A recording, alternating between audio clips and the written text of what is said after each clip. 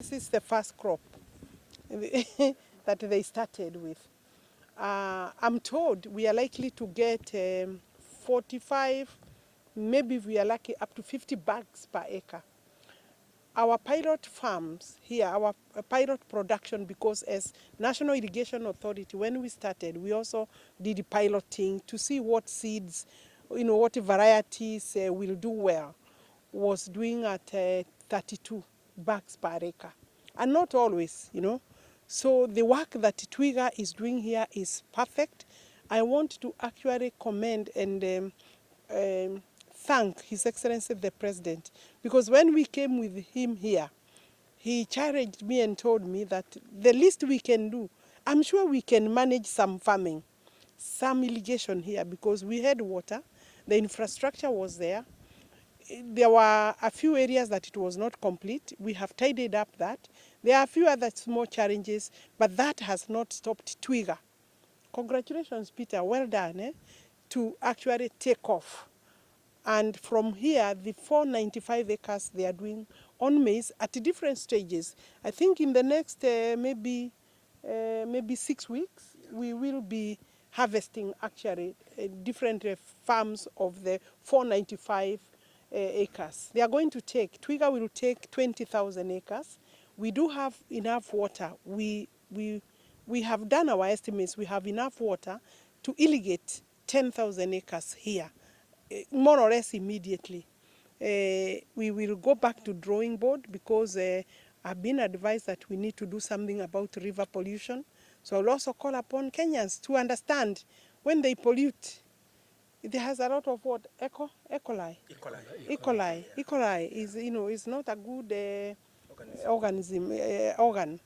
And it's going to be disastrous. It can be disastrous. But that is a planning issue now. We are going to deal with that. The story for this farm is that we must now believe. And I, as the Minister for Water, Sanitation and Irrigation, I know I'm calling upon other. The good thing is that we are going to do a master plan. Because other than the 20,000 acres, and of course, Twiga is not limited to 20,000 because they are the original now private investors that have taken the challenge. They are here on the farm.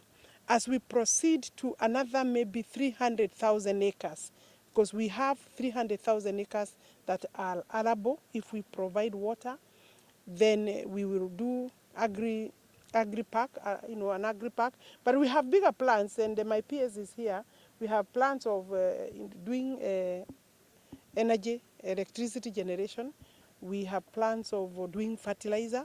We have plans of doing ranching, cow fattening, area so that we can thereafter, give them out for beef. And one of the things I wanted to highlight is, one is to thank government for the partnership in this project. We feel that this would actually be transformational to the country. One thing that we want to highlight is that unlike other parts of the country, the maize crop takes 105 days here. So it means that with irrigation, you can actually do 3 crops a year, including a rotational crop. And when you take that into account and the high yield, then this has an opportunity of actually creating a huge transformation as far as maize is concerned.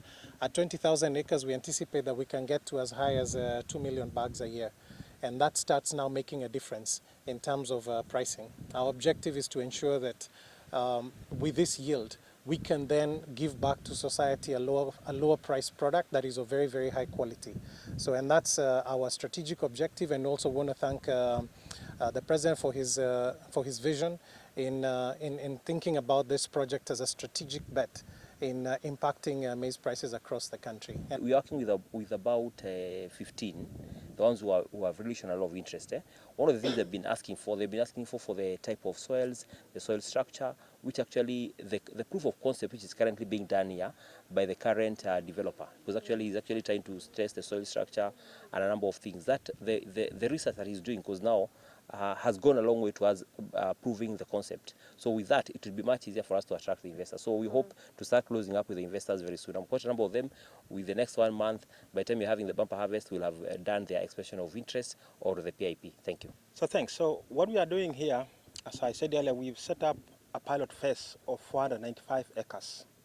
And the purpose of this pilot phase is for us to, in detail, interrogate and try out different factors of production to enable us develop a standard protocol which we'll use in the bigger production phase of 10,000 and 20,000 acres later on. Now, to this end, we've subjected 4 different varieties to 3 different conditions. First one being different spacing, or higher spacing of 24,000 plants per hectare, 6,000 plants per hectare, and then finally the lowest, which is 54,000 plants per hectare.